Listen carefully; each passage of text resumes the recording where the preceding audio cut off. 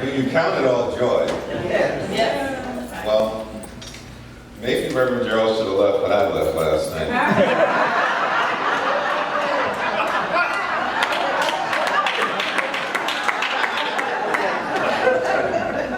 He wouldn't have folks with mystical instruments playing all over.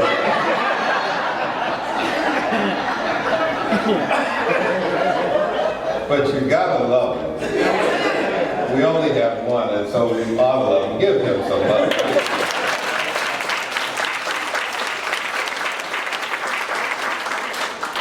This is a great day. It's a day that God has made for us. It's a time for us to rejoice as we come together. You know, as I came out this morning and I looked across the audience, I thought we were having a concert. I said, no one told me. I saw Brother Sherwood Slade sitting over here. I saw Will Jordan sitting over here, and I said, who else is that we got here?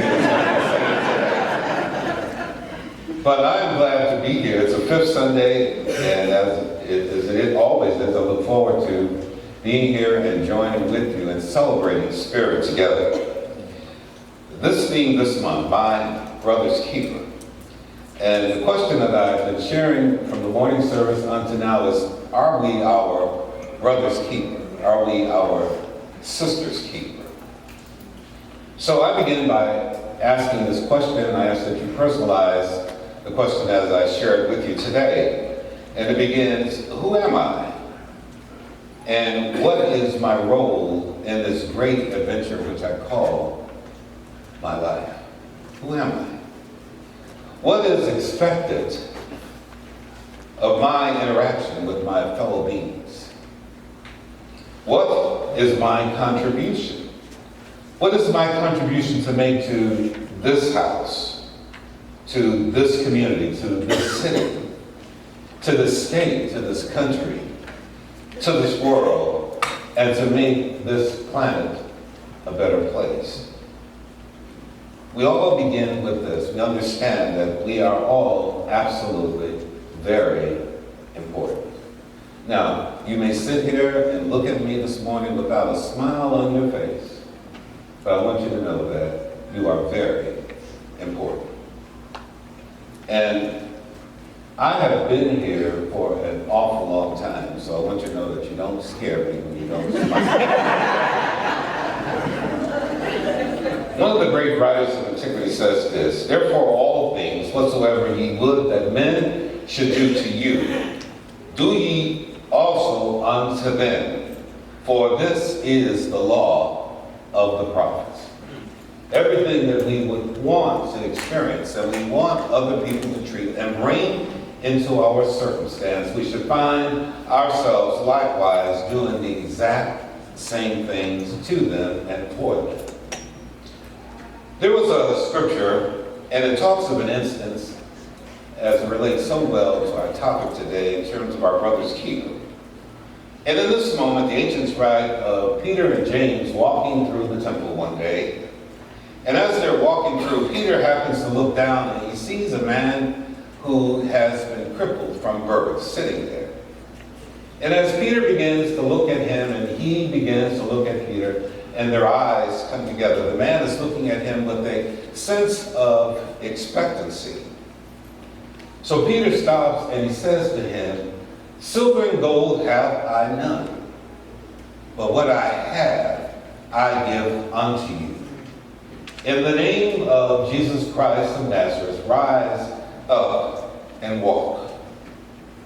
So, reflecting upon that and understanding the significance of that scripture, the question that is posed to everyone that is in here today is, who here this morning would say such a thing? Now, as you walk to the sanctuary today, you undoubtedly probably pass homeless individuals sitting on the sidewalks, someone with some sort of difficulty. Would you have enough confidence in your belief, in your understanding of principle, that you would dare say to someone, silver and gold have I none, but such that I have I give unto you. See, that means that you have to realize that you have something to give. Now, many of you have been coming here for many years and been a part of this experience for so long. For what reason is what I want to ask you today. Why do you come? What is your expectation? Why are you here today? Many Sundays you come. For what reason do you come to church? The master teacher, Jesus, presented a scripture of a story of the prodigal son. And this story begins by telling about a father who has two sons. And one of the sons comes to the father and he's asked that he be given his portion because he wanted to take what he has and go out and experience life on his own terms. He wants to live life from his own vision. And the father, being such a giving spirit, gives that which the son had asked for and allows him to go forth and to live life and enjoy life and to do whatever it is that he wants to do. The other son decides that he wants to stay at home. He wants to remain in the comfort zone of being in the Father's house. He wants to be in that place where he finds his empowerment, where he finds his encouragement, where he finds his support, where he receives everything it is that he needs. But what happens here is that the Father gives choice. And this is what God does to each of us. He gives us choice. We have the opportunity to go forward in this adventure that we call our lives and live our own vision. Because God is not going to say, well, I don't think you want to do that because you're not going to prosper in that instance. But it empowers us to go into the world and to live life according to our own terms. But likewise, there are those who decide that I don't want to do that. I want to be still because if I'm being still, I'm being fed. If I'm here, I feel comfortable. If I'm here, I feel sheltered. If I'm here, I feel empowered. If I'm here, I'm getting everything that I need.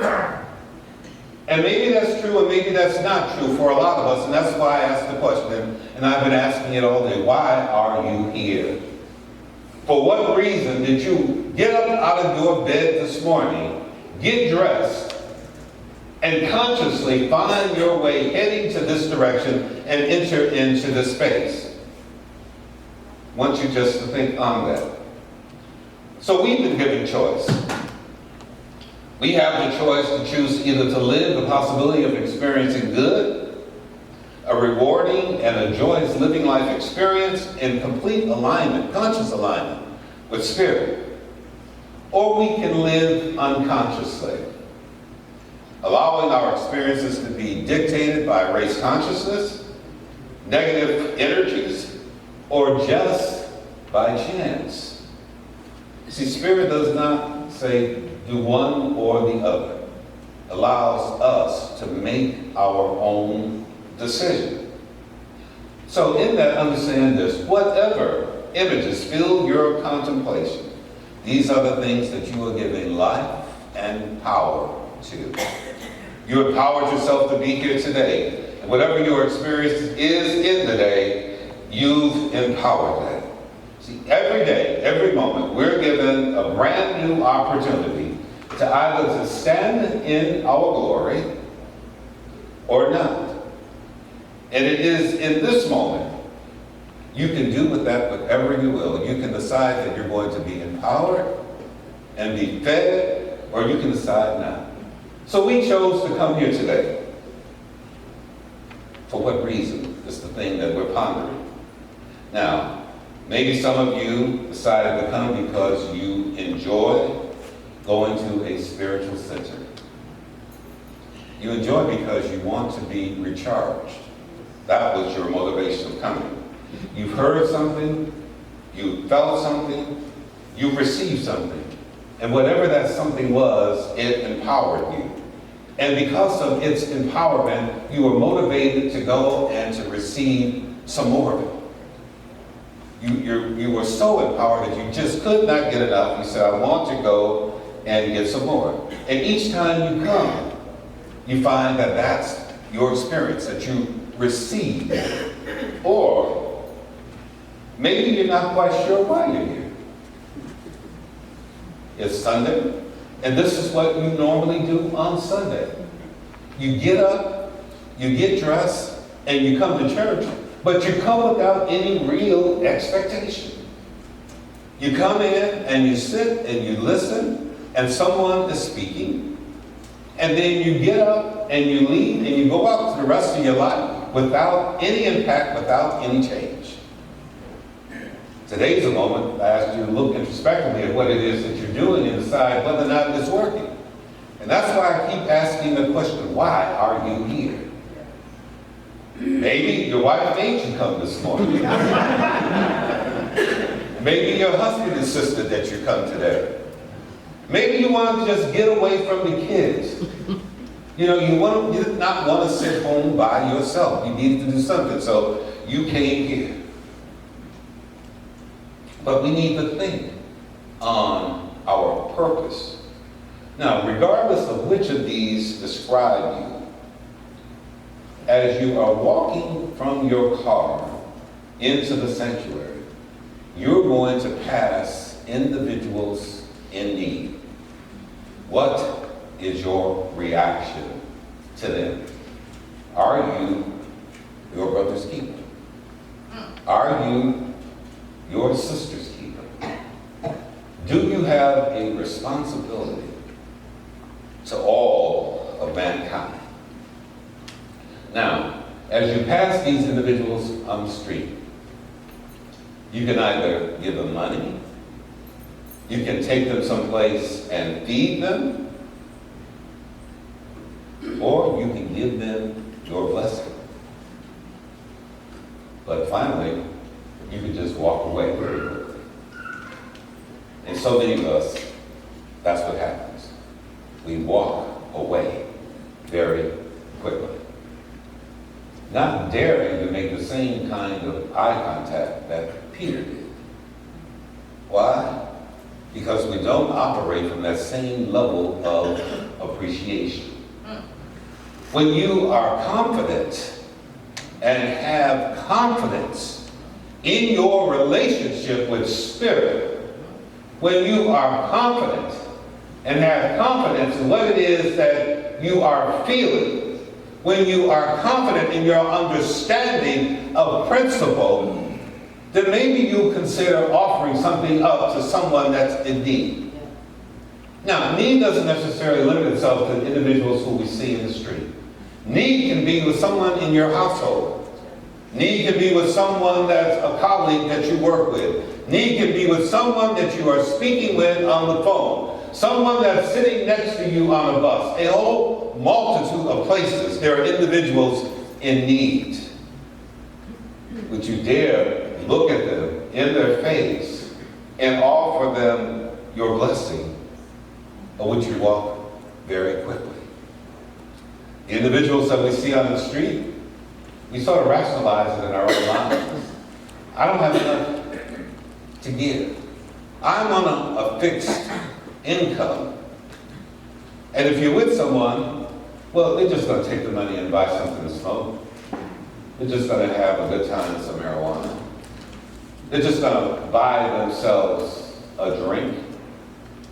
We will make that judgment about someone that we see, but yet we're on our way to a spiritual center.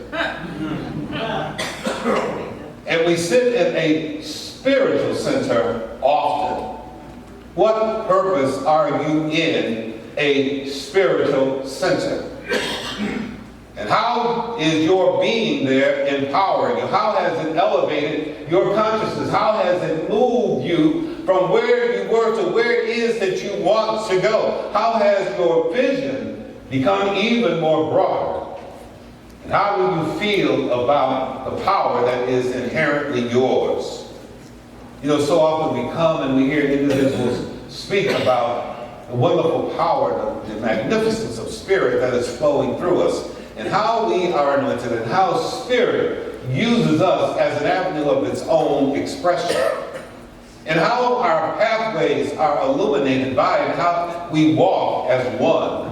We will sit in the midst of an experience like this and we'll affirm that right where I am, God is, and I and my Father are one. And then in the next moment, make a judgment call about someone in need rather than to speak a word into their circumstance. Are you your brother's keeper? Are you your sister's keeper? Well, let's make it even broader. Can you keep yourself?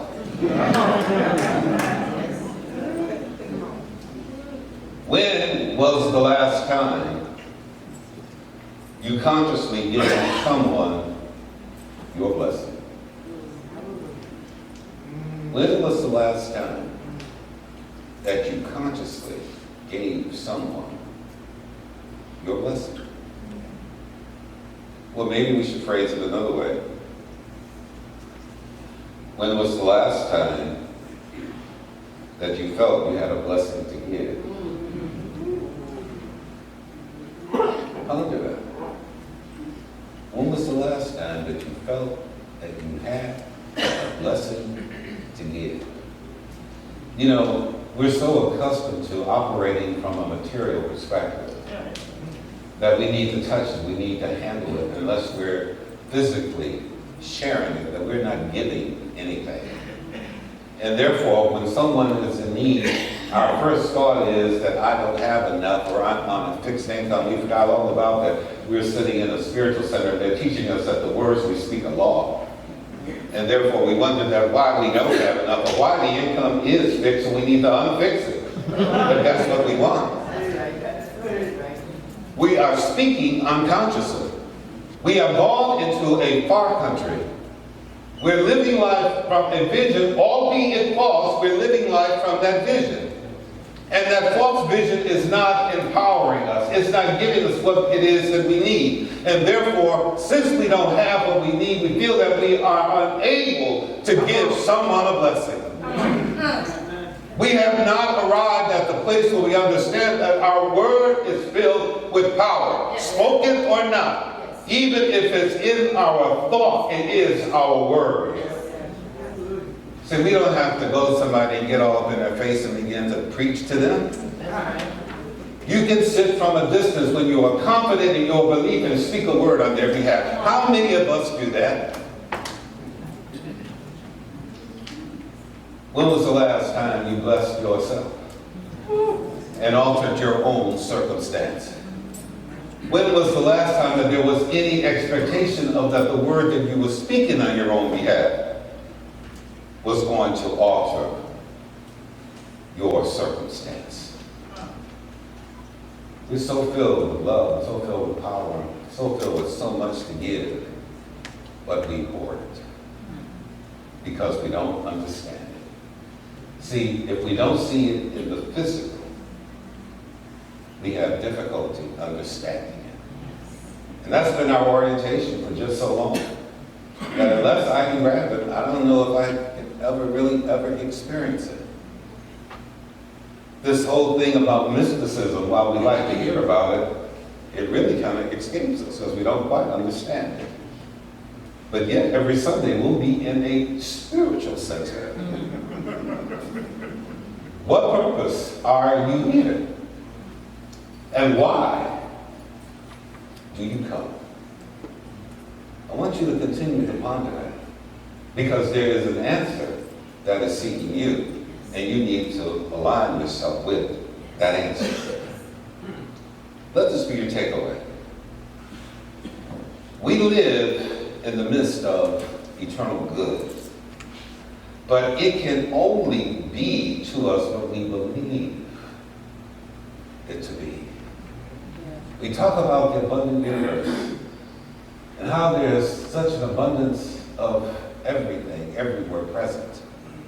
And they're wonderful, flowery words, but they absolutely mean nothing unless we can kind of grasp and understand it and then begin to operate from that place.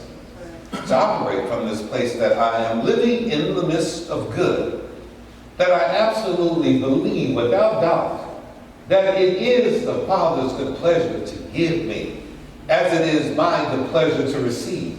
And each time I come into a moment like this, I am opening up myself to receive more. Because I know that the more open I am, the more that the Father gives unto me. The more open I am, the greater my vision becomes of my own inherent good. The more open I am, then the more that I have to share with someone else, because the truth of the matter is that I am my brother's keeper. I am my sister's keeper. We are not put here alone. We are here to help and to assist each other. Not by judgment, but by blessing. But we have to believe that we have the ability and the power to do just that. Because there's power in that understanding. The New Thought mystical writer and teacher, Joel Goldsmith, he writes and he says this. He says, you have nothing to give because you already have the power of the Infinite One. Therefore, the purpose of your unfoldment is that you may be a revelation to those who have not yet awakened to the truth. That's right. Imagine that. That's your purpose of your unfoldment. That you're supposed to be a revelation to someone else who has not awakened. Scriptures say that you are the light of the world. That you are the salt of the earth. And if the salt has lost its savor, then how can we prosper? You know, I don't care how dark a room is or for how long it has been dark. The moment light enters, dark dispels. And the space becomes illuminated. You will walk into a dark place. And in walking into that dark place, is there something about you that illuminates that space? Are you aglow and someone else sees you and they want to know likewise, how can they experience whatever it is that you are experiencing?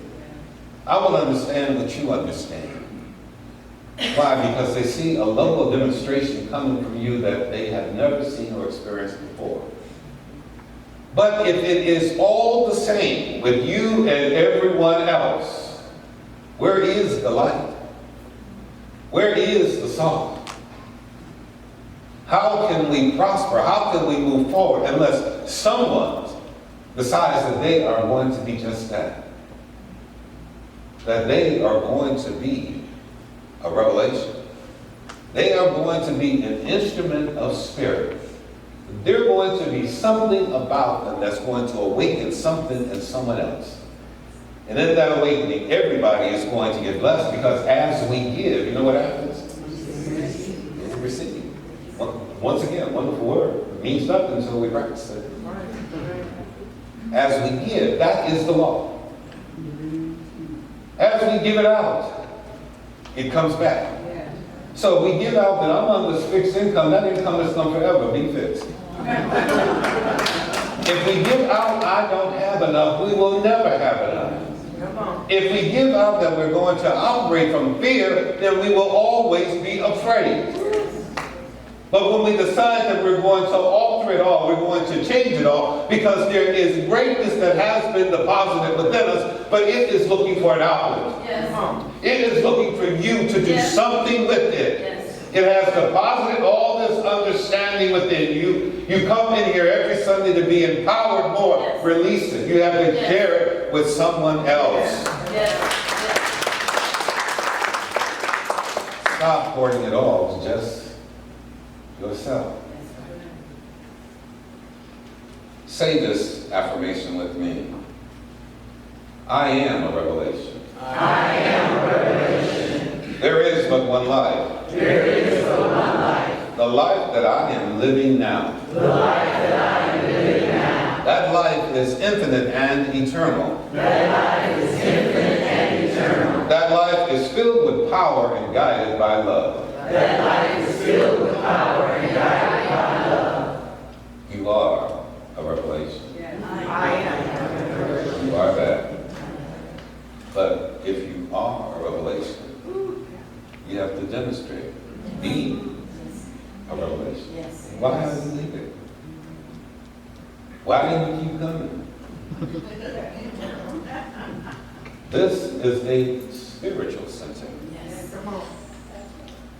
Where we learn spiritual terms to operate spiritually.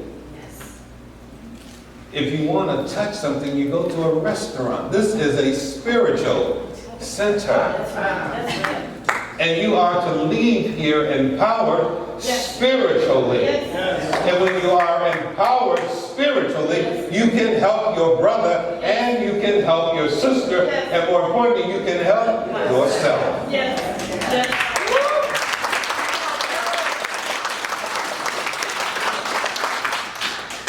It was the Apostle Paul writing to the Corinthians.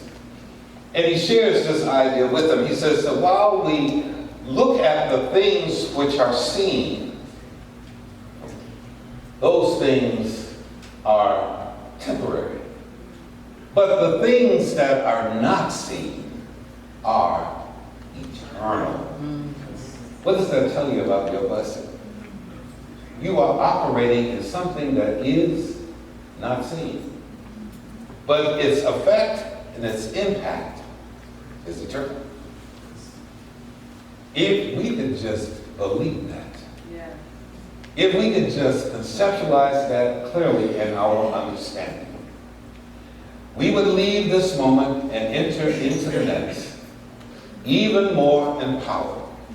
This Monday would be altered. It would be so completely different from our other Mondays, the ones we've embraced after being a part of this experience on a Sunday morning.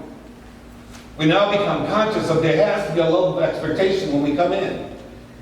Folks, it's not about us coming in and have a social experience. You can have that without coming in here. You know, I always kind of chuckle to myself. I listen when we get to that part of the service. I say, well, you need to take your seats now. You know, everybody's in a complete social experience. They're talking and they're embracing and sharing what the kids did. And I mean, there's all this conversation going on. And it's like, okay, well, maybe that was the purpose. And if so, it was fulfilled. Because you got all of that.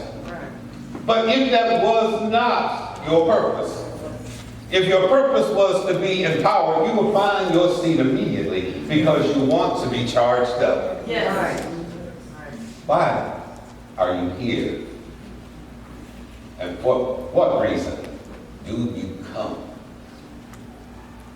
To operate on a whole nother level that you've been empowered to operate, or to continue to wander in the far country. Even the son that wandered in the far country, the scripture said at some point he came to himself. He said, let me return to my father's house, because there is joy there. There is power there. There is plenty there. There is good there. But he did more than just say, let me return to my father's house. He got up and went home.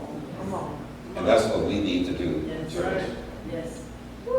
We need to return to our Father's house. Not in word only, but also in deed. Return there and to be empowered. Peace and blessings to you.